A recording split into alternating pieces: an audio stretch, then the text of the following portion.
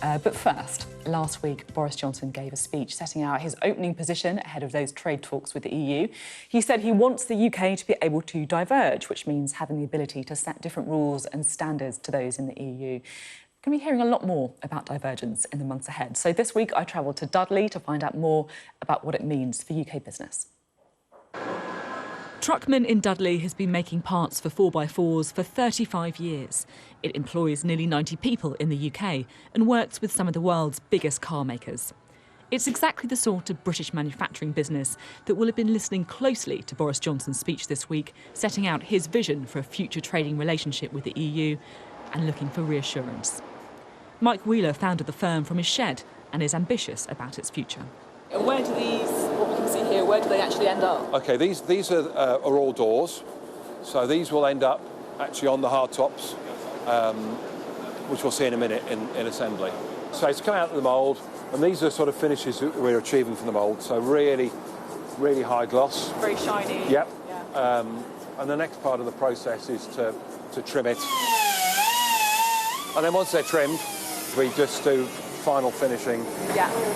To make the product smooth, make sure there are no defects. So it's almost like the kind of quality control, where everything's perfect. We start off with buckets of resin, rolls of mat, and we end up with this product all on one site. Is it mainly the UK market that you service, or do you deal a lot with the EU market as well? Our market historically has been the UK. The UK is the biggest pickup market in Europe. We've got the business to a size where getting the growth of 15–20% out of the UK market was no longer possible. So we've then looked to export. So we're doing about 10% of our sales into EU countries. And is it the EU that you feel is the kind of natural market to expand into then? Yes, it is. You know, for many reasons.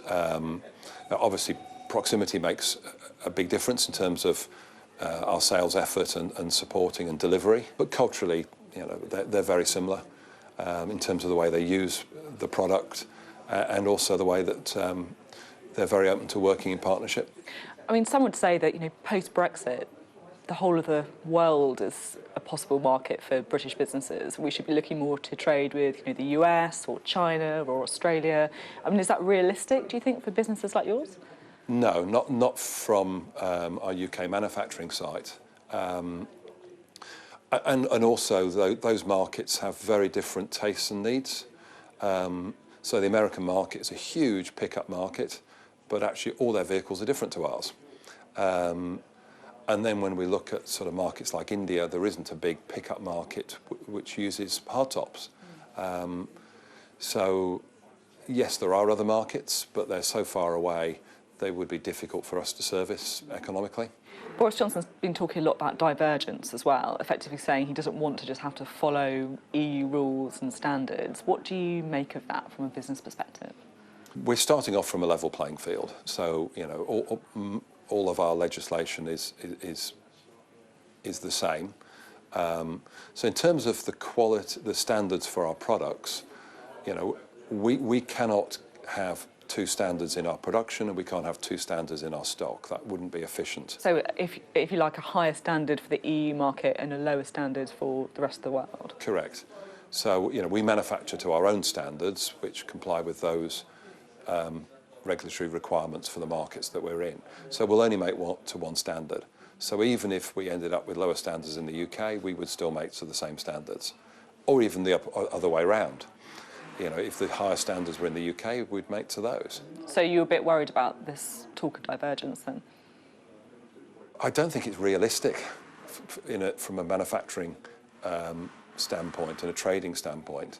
You know, we've got £3.8 million worth of stock. I'm not going to carry 2 lots of stock because I won't get the efficiency. So it's of no benefit for us.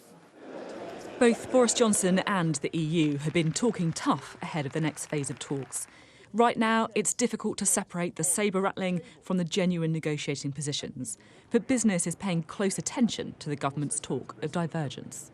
I think the first thing is actually it's been quite a good start to the year for business. I mean, optimism has improved. All our surveys show that. And the challenge now, the opportunity is to turn that optimism into investment, growth, jobs. That's what we've got to do. And the Brexit conversation sort of exists within that framework. So businesses are, of course, really interested in what's going to happen. They do see a government with a strong mandate likely to actually follow quite a clear path, but they want to get involved. They want to be offering advice and help, because every decision we take is going to affect business. So they've got the insight to show how it'll work on the ground. It's interesting that you say that business has been relatively positive so far this year. I mean, some people would say, well, Brexit is now happening. We were all told that this was going to be catastrophic for business. Well, there are lots of decisions that, I mean, at the moment that could be helpful or could be damaging. If you take divergence as an example, there are, about 19,000 statutes that we need to look at. Some of them could reduce red tape in agriculture or recycling targets. Some of them, though, if we get them wrong, just double the bureaucracy that businesses face. So there is opportunity, but there is also risk. And again, the only way that we'll get that right is if government and business work together to go through the details step by step and make the right decisions. Companies like Truckman are confident that whatever happens with Brexit, they will have a successful future. But to unleash their full potential, they're relying on the Prime Minister to deliver in the next set of negotiations.